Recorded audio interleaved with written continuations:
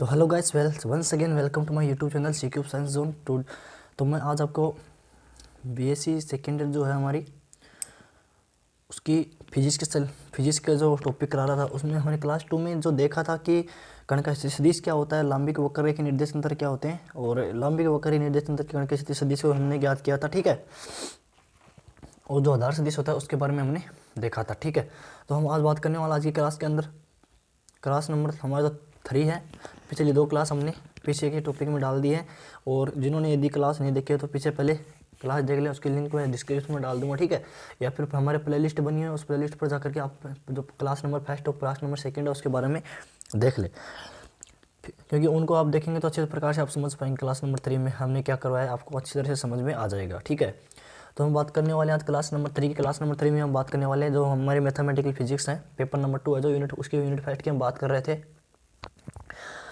तो हम इसमें रेखीय अल्पांश और क्षेत्रफल अल्पांश और आयतन अल्पांश जो भी है, जो रेखीय अल्पांश है, क्षेत्रफल अल्पांश है और आयतन अल्पांश है, और सदिश क्षेत्र और अवकलन संकार के बारे में हम इस यूनिट के अंदर देखने वाले हैं। आज की क्लास के अंदर हम इसके इन चीज़ों के बारे में डिस्कस करने वाले हैं। ठीक है, तो हम बात करने वाले हैं सबसे पहले जो देखिए रेखीय अल्पांश होता क्या है। ठीक है, तो रेखीय अल्पांश की मैं बात करूं तो रेखीय अल्पांश ये होता है कि जब कण की स्थिति सदिश का परिमाण रेखीय अल्पांश कहलाता है। जो कण होता है उस कण के स्थिति सदिश का परिमाण क्या कहलाता है, रेखीय अल्पांश कहलाता है। परिमाण आप जानते हैं क्या होता है, ये नॉर्मली वैल्यू होती है। जैसे मैंने नॉर्मली वैल्यू लिखी, मान के 5 लिख दिया। ठीक है, नॉर्मली वैल्यू मैंने 5 लिख दी, और इसका परिमाण यानी दोनों तरफ जो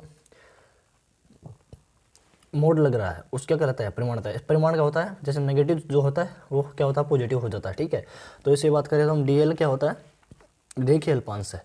डीएल क्या है, कोई रेखीय अल्पांश है। तो रेखीय अल्पांश के परिमाण सदिश का स्थिति सदिश के परिमाण को क्या कहते हैं, रेखीय अल्पांश कहते हैं। ये क्या है, डी आर स्थिति सदिश है, इसका परिमाण हो गया। ठीक है, मोड हो गया, तो ये क्या हो गया, रेखीय अल्पांश कहलाता है। और ऐसे हम बात करें तो जो तीनों एक्सिस होते हैं उनके लिए, तीनों एक्सिस के लिए कैसे ज्ञात करेंगे, डीएल बराबर तीनों एक्सिस के लिए हमने याद किया था। आधार सदिश पहले के लिए क्या होता है, H1 होता है, और दूसरी के लिए H2 होता है, तीसरी के लिए होता है H3।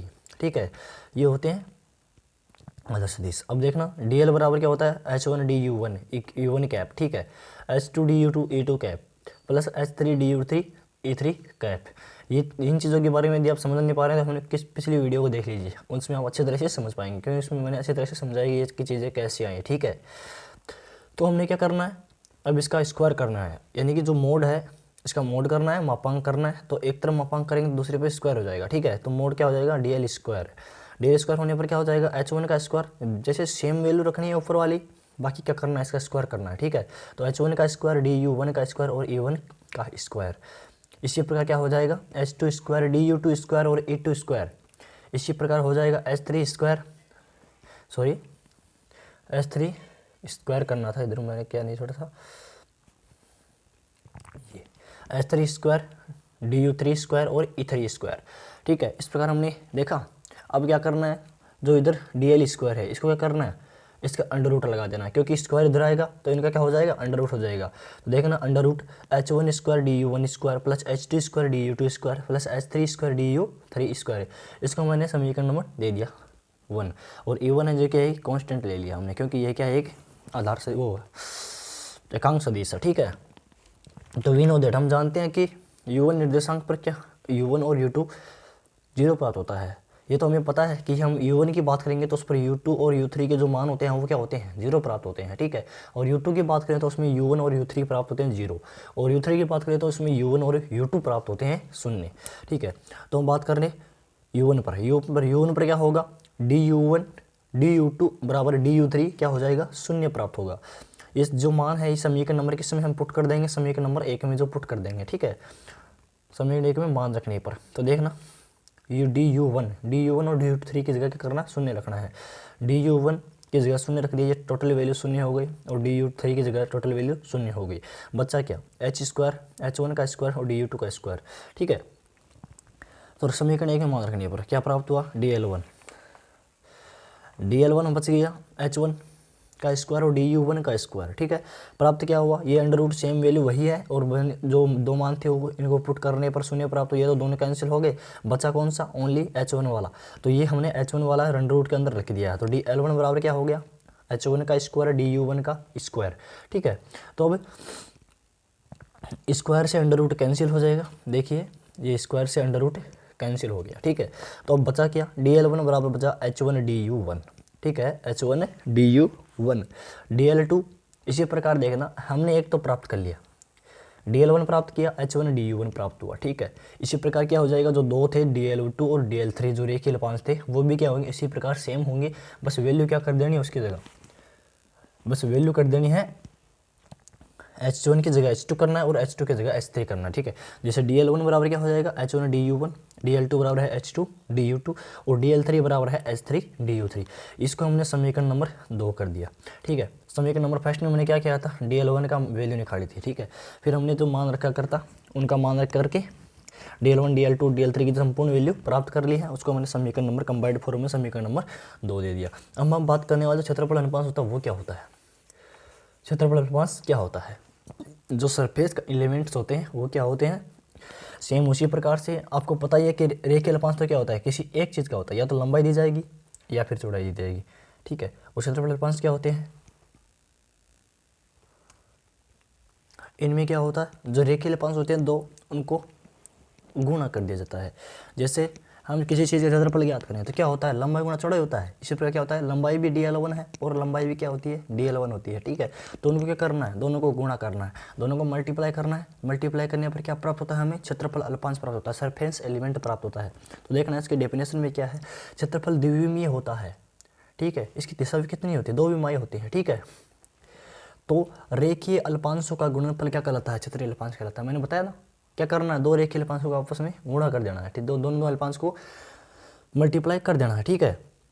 तो दो रेखीय अल्पांशों का गुणनफल क्या कहलाता है, क्षेत्रीय अल्पांश कहलाता है, ठीक है। अब आगे देखना इसके बारे में,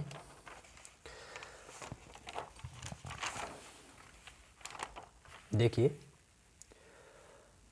अब देखना क्या करना है, वैल्यू रखनी है, सिंपल है। पृष्ठीय अल्पांश को ds से व्यक्त करते हैं, रेखीय अल्पांश को हमने किससे व्यक्त किया था, dl से व्यक्त किया था, पृष्ठीय अल्पांश को हम व्यक्त करते हैं ds से, ठीक है। तो ds बराबर हमने क्या बोला अभी, रेखीय अल्पांशों का मल्टीप्लाई, तो ds बराबर क्या हो जाएगा, dl1 इंटू dl2। हम वैल्यू रख देंगे, ds बराबर क्या हो जाएगा, dl1 की वैल्यू क्या था, हमने h1 du1 और dl2 की वैल्यू क्या प्राप्त हुई थी, h2 du2। अब क्या करना है, ds में दोनों को कंबाइन करना है, मल्टीप्लाई करना है, तो h1 h2 दोनों एक जगह आ जाएंगे और जो दोनों d1 की वैल्यू है दोनों एक जगह समान जगह पर पुट हो जाएंगे। तो ds1 है, ds1 के लिए क्या प्राप्त हुआ हमें, h1 h2 du1 du2, ठीक है। कर लेंगे आप, ये इजी है, कोई वैसे कोई हार्ड नहीं है, ऐसे प्रोसेस हार्ड नहीं है, नॉर्मली है, ठीक है। तो ds1 क्या है, h1 h2 du1 du2 D, ठीक है, हमने प्राप्त किया। अब ds2 इसी प्रकार से होगा, मान कैसे रख देना, ds2 की बात हो तो क्या हो जाएगा, dl2 dl3, ठीक है। तो h2 dl2 h3 du3, ठीक है, देखो ना वही है सेम। फिर हम बात करें ds2 की, ds2 क्या से प्राप्त हुआ हमारा h3h2, ds2 की बात करें तो क्या हो जाएगा h3h2 du2 du3। तो ds3 क्या प्राप्त हुआ हमें, h1 h3 du1 du3, ठीक है। समझ में नहीं आया तो वीडियो को दोबारा देख लेना, फिर से आपको देखेंगे तो आपको अच्छी तरह से समझ में आ जाएगा, ठीक है। और वैसे भी आप फर्स्ट ईयर में पढ़े हुए हैं, ऐसी कोई बात नहीं कि आपको समझ में नहीं आए, ठीक है, समझ में आ जाना चाहिए। अब देखते हैं अगला जो रूप है, अगला जो पार्ट्स है वो, इसका जो अगला टाइप है वो क्या है, आयतन अल्पांश है। अब आपको ये भी बता दूं कि जो रेखीय अल्पांश तो मैंने एक बताया था जो सिंगल होता है, ठीक है। क्षेत्रफल अल्पांश में जो ds था हमने उसके बारे में क्या बताया था, l² बताया था। और आयतन को आपको बताया क्या होता है, लंबाई गुणा चौड़ाई गुणा ऊंचाई होता है, ठीक है। यानी कि 3 फॉर्म होते हैं, 3 फॉर्म मतलब कि 3 रेखीय अल्पांश होते हैं, उन तीनों का कंबाइंड मल्टीप्लाई होता है, क्या होता है, आयतन अल्पांश होता है, ठीक है। तो हम आयतन अल्पांश की बात करें, जो वॉल्यूम एलिमेंट्स हैं उसकी बात करें तो क्या होता है कि आयतन अल्पांश वो होता है त्रिविमीय होता है, क्या होता है, आयतन अल्पांश क्या होता है, त्रिविमीय होता है, ठीक है, त्रिविमीय होता है। इसलिए तीनों रेखीय अल्पांशों का गुणनफल क्या कहलाता है, आयतन अल्पांश कहलाता है। इसमें 3 रेखीय अल्पांश ऐड करने हैं, ठीक है, मल्टीप्लाई करना तीनों का, ठीक है, कंबाइंड मल्टीप्लाई करना, तो क्या हो गया, आयतन त्रिविमीय होता है। इसके तीनों रेखीय अल्पांशों का गुणनफल आयतन अल्पांश कहलाता है, ठीक है। तो dv से नोट करते हैं, जो आयतन अल्पांश है उसे हम dv से नोट करते हैं, तो इसमें क्या करना है, DL1 को मल्टीप्लाई करना DL2 और DL3 को क्या करना है, कंबाइंड रूप से मल्टीप्लाई कर देना है। मल्टीप्लाई करने के बाद में हमें जो फाइनली वैल्यू प्राप्त होती है वो क्या प्राप्त होती है, D1 मान के रखना। D1 को इसे रखेंगे, इसी प्रकार D2 और DV3 लिख देंगे, ठीक है। तो D1 वैल्यू क्या हमें प्राप्त हुई, H1 H2 H3। उसी प्रकार जैसे हमने H1 H2 लिखा था बीच DS के अंदर, उसी प्रकार हम क्या करेंगे DV1 के अंदर जो तीनों कंबाइंड थे H1 H2 H3 उनको हम पहले ले आएंगे। तो क्या हो गया, H1 H2 H3 हो गया, DU1 DU2 और DU3 प्राप्त हो गया। ये क्या हो गया, इन तीनों का कंबाइंड वॉल्यूम एलिमेंट हो गया, आयतन अल्पांश प्राप्त हुआ। अब जो फाइनली हम बात कर रहे हैं सदिश क्षेत्र की। सदिश क्षेत्र होता क्या है, जो वेक्टर फील्ड होता है, वेक्टर फील्ड क्या होता है, ठीक है। तो देखिए वेक्टर फील्ड क्या होता है, माना U1 सदिश का घटक A1 है। अब हम बात कर रहे हैं जो U1 सदिश है उनका घटक क्या है, A1 है। U1 तो क्या एक निर्देशांक है, ठीक है, निर्देशांक है, उसका घटक है A1। इसी प्रकार U2 घटक का क्या हो जाएगा, A2 घटक हो जाएगा, और U3 जो सदिश है उसका घटक हो जाएगा A3 है। तो एकांक सदिश की हम परिभाषा से बात करें, एकांक सदिश क्या है, इनके A1 कैप होता है और A2 कैप होता है और A3 कैप होता है, ठीक है। ये भी आप जानते हैं, जो मैंने पिछली क्लासेज में बताया था A1 A2 क्या होते हैं, ठीक है। ये कैसे ज्ञात हुआ एकांक सदिश के बारे में मैंने संपूर्ण डिस्कशन किया था, ठीक है। तो हम बात करें सदिश क्षेत्र की। सदिश क्षेत्र होता क्या है, इसका मान बहुत इंपॉर्टेंट है, याद रखना, एग्जाम के जो डेरिवेशन है इसके निकालने में उसमें बहुत ही काम में आएगा ये, ठीक है। तो हम बात करें सदिश क्षेत्र की। सदिश क्षेत्र को हम बात करते हैं इन ए वेक्टर से हम नोट करते हैं। किससे नोट करते हैं, ए वेक्टर से हम नोट करते हैं। तो इसमें क्या हो जाएगा, A1 के लिए घटक क्या बताया था मैंने, एकांक सदिश बताया था E1 कैप, और उसके लिए E2 और इसके लिए E3। तो क्या करना है, दोनों को मल्टीप्लाई करके प्लस एडिंग कर देना, ठीक है। तो A1 क्या हो जाएगा, A1 E1 cap plus A2 E2 cap plus A3 E3 का कैप, ये तीनों कंबाइंड हो गए। तो यह क्या हो गया, सदिश क्षेत्र हो गया, ठीक है। सदिश क्षेत्र के बारे में हम फाइनली देख चुके हैं। इसी प्रकार मैं बात करने वाला हूँ जो आज की क्लास में जो हम लास्ट टॉपिक पढ़ने वाले हैं वो हम अवकल संकारक के बारे में। मैंने क्लास के अंदर डिस्कशन किया था, जो अवकल संकारक था उसके बारे में हम डिस्कस करेंगे, ठीक है। तो अवकल संकारक ये ज़्यादा इंपॉर्टेंट तो नहीं है, लेकिन इनके बेस पर हम जो आगे डेरिवेशंस पढ़ेंगे, जो आगे जो थ्योरेटिकल पार्ट्स पढ़ेंगे वो इसी की बेस पर आएंगे, पूरी यूनिट्स इसी की बेस पर है, ठीक है।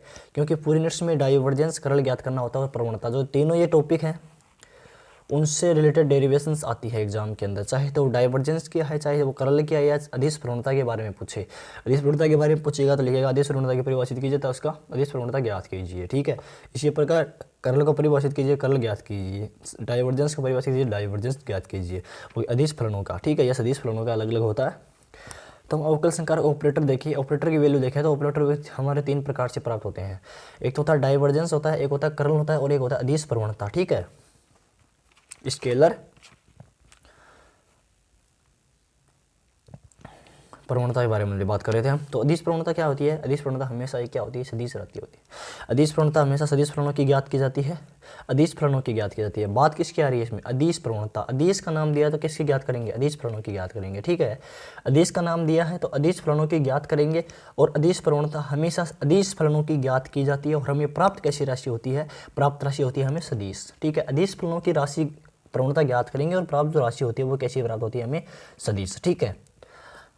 कंफ्यूज मत होना, अदिश प्रवणता का नाम दिया तो अदिश फलनों की ज्ञात करेंगे और प्राप्त जो राशि होती है हमें क्या उनसे प्राप्त होती है, सदिश राशि प्राप्त होती है। अब इस प्रकार से हम देखें डाइवर्जेंस व कर्ल है, इनके लिए हमेशा डाइवर्जेंस और कर्ल हमेशा सदिश फलनों की ज्ञात की जाती हैं। जो डाइवर्जेंस और कर्ल है, जो इसमें डाइवर्जेंस और कर्ल दिखा रखा है, वो हमेशा सदिश फलनों की ज्ञात की जाती हैं। डाइवर्जेंस कर्ल सदिश फलनों की ज्ञात की जाती है और प्राप्त यौगिक भौतिक राशि अदिश होती है। अब देखना इनमें थोड़ा अपोजिट है, इसमें अपोजिट क्या है, डाइवर्जेंस कर्ल क्या करते हैं, सदिश फलनों की ज्ञात करते हैं और अदिश राशि प्राप्त होती है। जबकि मैंने प्रवणता में क्या बताया था, अदिश फलनों की ज्ञात की जाती है और सदिश राशि प्राप्त होती है, ठीक है। तो कर्ल में सदिश प्राप्त होती है, और जो कर्ल होता है उसमें कैसी प्राप्त होती है, सदिश राशि प्राप्त होती है, ठीक है। अब देखिए कर्ल में सदिश राशि प्राप्त होती है। परिनालिका के लिए, जो परिनालिका होती है उसके लिए क्या होता है, परिनालिका के लिए डाइवर्जेंस का मान हमेशा शून्य होता है। जो परिनालिका होती है, जैसे आपने एम्पीयर के परिपथी नियम में देखा था, परिनालिका का यूज उसमें बेसिकली किया ही जाता है। तो परिनालिका जो आपने पढ़ी भी होगी 12th क्लास के अंदर, फर्स्ट ईयर में भी देखा होगा आपने परिनालिका, तो उसमें क्या होता है, डाइवर्जेंस का मान होता है हमेशा शून्य होता है, जीरो होता है, ठीक है। वो जो संरक्षित क्षेत्र हैं उनके लिए कर्ल का मान शून्य होता है, जो संरक्षित क्षेत्र है उनके लिए कि इनका मान शून्य होता है, कर्ल का मान शून्य होता है। जो परिनालिका के लिए डाइवर्जेंस का मान शून्य होता है। और अघूर्णी फलन, जो गुणन करती हुई वस्तुएं होती हैं उनके उन फलनों के लिए कैसा होता है, कर्ल का मान भी शून्य होता है। हम बात करें तो इंपॉर्टेंट जो इनके फॉर्मूले की, जो इनका फॉर्मूला होता है वो क्या होता है, ठीक है। तो इनका फॉर्मूला है वो है डाइवर्जेंस का। सर्वप्रथम बात करें डाइवर्जेंस की। Divergence of curl A vector, divergence of curl क्या होता है, ए वेक्टर, तो बराबर हो जाएगा 0। इसमें क्या करना है, ऑपरेटर, ऑपरेटर को ए से मल्टीप्लाई कर देना है, इक्वस टू 0 हो जाएगा। ऑपरेटर इंटू ऑपरेटर गुणा ए से इसको मल्टीप्लाई करेंगे तो हमें क्या प्राप्त होगा, डाइवर्जेंस का मान प्राप्त होगा, ठीक है। और इसी प्रकार हम कर्ल की वैल्यू ज्ञात करें तो curl of gradient phi, gradient phi का हम कर्ल ज्ञात करें तो इसमें हमें क्या करना है, इसमें हम ज्ञात करना है जो ऑपरेटर होता है, अवकल संकारक होता है, उसका गुणा करना है किससे, फाई से। ऑपरेटर गुणा फाई बराबर 0। इस और डाइवर्जेंस में हमने क्या बताया था, डाइवर्जेंस में इसे फाई से नहीं करना है, और इसमें क्या करना है, डाइवर्जेंस में तो करना है एस से करना है, और जो ग्रेडियंट फाई होता है कर्ल होता है उसमें करना हमें फाई से, क्योंकि इसमें वैल्यू रखी हुई है। देखो ग्रेडियंट फाई नाम आएगा तो फाई आएगा तो हमें फाई से सिंपली मल्टीप्लाई करना है, और कर्ल आएगा, कर्ल ए आएगा तो उसमें कर्ल सिंपली किससे मल्टीप्लाई करना है, ऑपरेटर को ए से मल्टीप्लाई, डेल्टा को ए से मल्टीप्लाई करना है। तो फाइनली हमने आज जो टॉपिक थे हमारा रेखीय अल्पांश, क्षेत्रफल अल्पांश और आयतन अल्पांश और सदिश क्षेत्र, जो मैंने अभी फिलहाल में आपको बताया है, और अवकल संकारक के मामले में मैंने आपको टोटली डिस्कशन कर दिया है। तो आशा करता हूँ कि आपको वीडियो अच्छा लगा होगा। वीडियो कैसा लगे आपको वीडियो कमेंट करके ज़रूर बताना, ठीक है। और चैनल को अभी तक सब्सक्राइब नहीं किया, चैनल को सब्सक्राइब कर ले और बेल आइकन है उसको क्लिक कर दें ताकि आपको अगली वीडियो का नोटिफिकेशन मिल जाए, ताकि आप कोई भी क्लास को मिस न करें। तो वीडियो अंत तक देखने के लिए धन्यवाद।